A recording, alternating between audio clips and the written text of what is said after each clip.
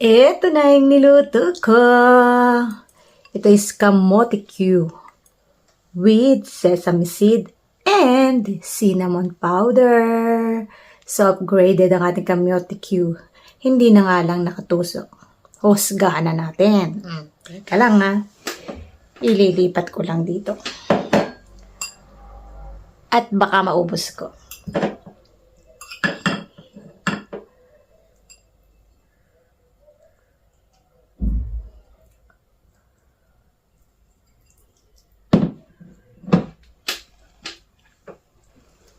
Tchaam! Diba? Looks yummy! Tarahan na natin.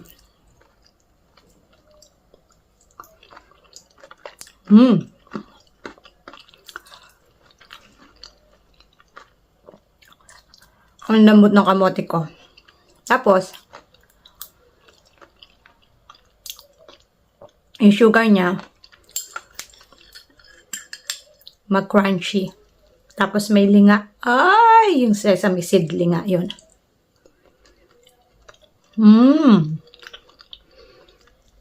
Sakto lang yung tamis. Tsaka yung cinnamon niya, sakto lang.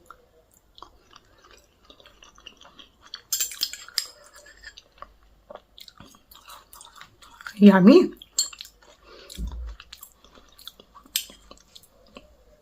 Baka maubos ko yun.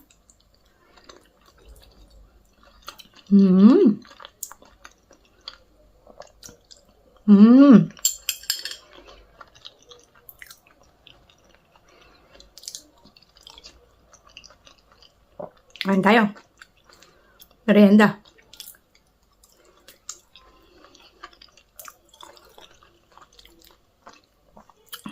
Parang isipan ko gusto ko ng kamote. Baka sira na yung kamote na. So, lutuin. Sure, gusto rin ito ng alaga ko.